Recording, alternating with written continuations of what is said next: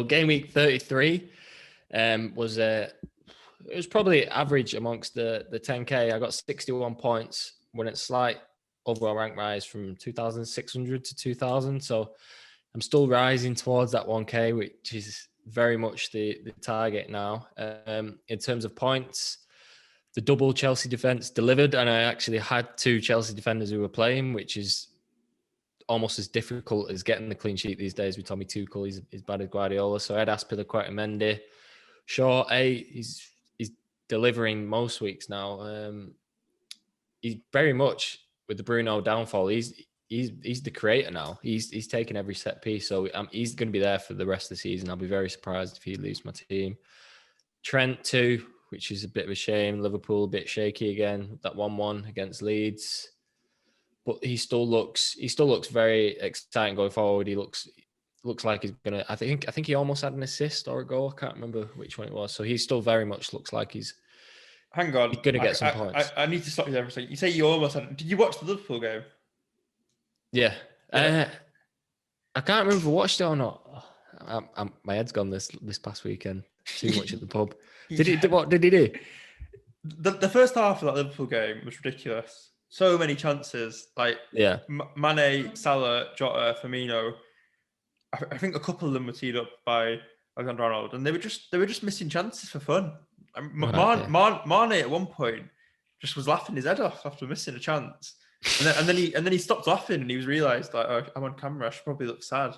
And then it was Newcastle, sorry, not Leeds. I'm thinking 2 game weeks. Yeah, Newcastle. Yeah, I did watch the game. God, how many beers did you have at the weekend? I don't know. It was all a bit of a blur. It was all leading up to the City game, wasn't it? The FA Cup. So yeah, that Liverpool game was just insane. One of the most ridiculous first halves I've seen in terms of just chances just being absolutely wasted. It was quite infuriating actually. So yeah, I just had to butt in there. Just it's a good job I did though. If you were talking about Liverpool versus Leeds. I was working, that was it. It wasn't too many beers, so everything the football just kind of disappears when you're working, if you know what I mean. Moving on before you slate me any further, Holding 2, but not kind of expecting too much more. Obviously, I didn't have Son and Diaz who were on the bench, didn't have a game, so Holding got start. Fernandes free. There's going to be a lot of question marks whether to bring him out. Probably going to hold just because the value got tied up on him and that upcoming double, which potentially is going to include United. So I'm probably going to keep there, but I wouldn't be, if anyone was selling him, I wouldn't be totally against that decision right now. Jota 1. Another man who had a lot of chances at the weekend. I'm sure Mindy will tell you.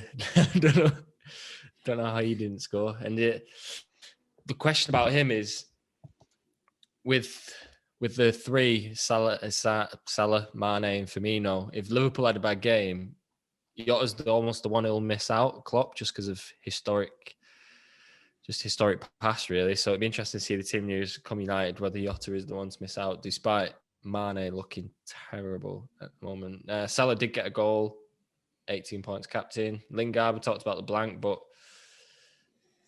they've still got a favourable end to the season. West Ham, Burnley, Everton, Brighton, West Brom, Southampton. So unless they proper jump off a cliff, then I'll probably keep Lingard.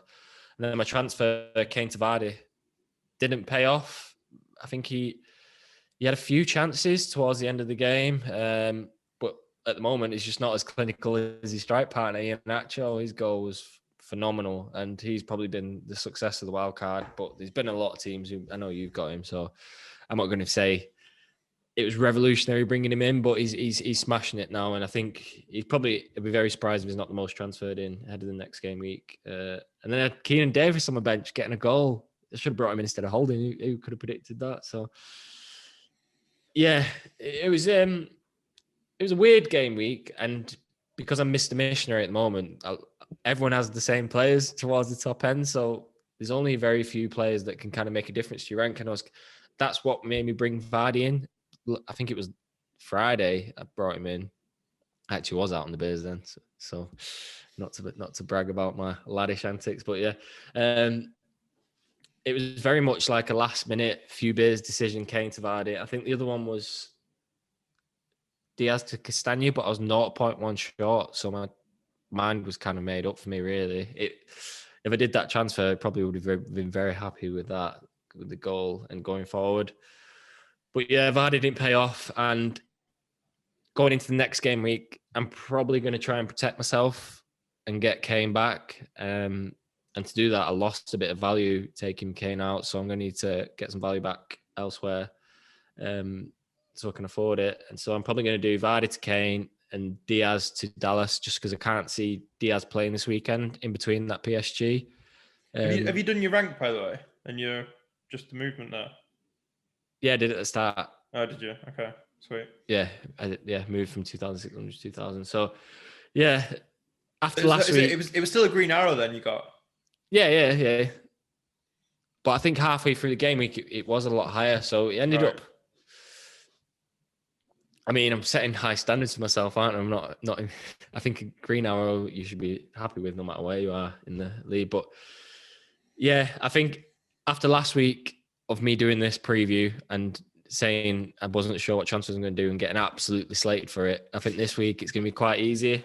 We're going to talk about Leeds' improving defence, and they've got a great set of fixtures coming up, Leeds. So I think that Diaz to Dallas is going to be easier to make, and Vardy to Kane.